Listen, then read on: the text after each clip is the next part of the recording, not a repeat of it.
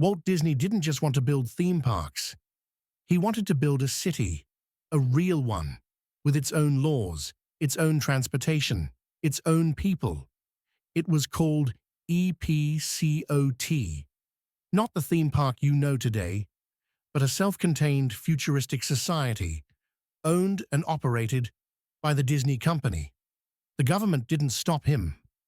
But the moment Walt died, the entire plan was buried. This is the story of the EPCOT they never built, and why Disney made sure it stayed that way. In 1966, Walt Disney unveiled his most ambitious project ever, the experimental prototype community of tomorrow, EPCOT. This wasn't a theme park, it was a functioning city with 20,000 permanent residents. Walt wanted to redesign how cities worked, from scratch. No crime, no pollution, no traffic. Everything would be clean, automated, and controlled. People wouldn't own homes. They wouldn't vote. Disney would own everything and update it constantly. Sound futuristic or dystopian? Walt's EPCOT had a dome-shaped city center. Trains, monorails, and underground people movers would connect everything. There were no cars allowed in the city. Packages would be delivered through underground tunnels. Weather could be controlled. Innovation would be constant. Every single citizen, a Disney employee. You couldn't buy land. You couldn't retire there. If you lost your job, you were out. Walt would be the invisible mayor, running the show from behind the curtain. Think about it. A private corporation running an entire city without elections. This wasn't just vision, it was power. But just 2 months after revealing EPCOT, Walt Disney died. Suddenly, the entire project was in limbo. His brother Roy Disney took over. The board of directors, nervous, investors, skeptical. Without Walt's charisma, confidence, and control, EPCOT sounded less like the future and more like a corporate-controlled surveillance state. Internally, Disney executives were worried. How do you manage 20,000 residents, maintain infrastructure, and enforce rules without turning into a government? They didn't want to build a city. They wanted to build something that printed money, so they changed the plan.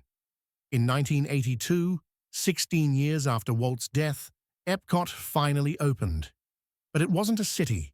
It was a theme park. Gone was the utopian experiment. Gone was the self-sustaining community. Instead, it became a collection of futuristic exhibits, and international pavilions, a corporate world showcase, sponsored by big brands. EPCOT still looked futuristic, but it wasn't a prototype city.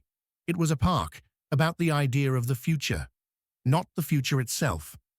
Why didn't they build it? The real answer? Control. EPCOT was too bold, too risky, too dependent on Walt's leadership. There was no backup plan, no system for democracy, no legal framework for a private city.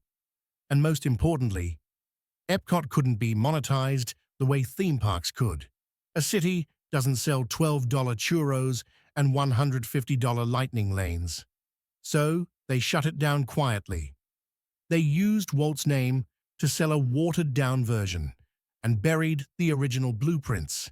They kept the brand and erased the vision. What if Walt had lived 5 more years? Would there be a Disney-run city in the heart of Florida right now? Would we live in underground transport loops and domed climates? Or would it have collapsed into a Silicon Valley-style surveillance nightmare? EPCOT was ahead of its time, but maybe, just maybe, it was too ahead. It promised progress, but demanded absolute control. And in the end, Disney decided that power without Walt wasn't worth the risk. EPCOT was supposed to change the world. Instead, it became a park. But if you look close, in the monorails, the underground tunnels, the private government Disney still runs in Florida, you'll see that parts of EPCOT were never really scrapped, just repackaged for profit.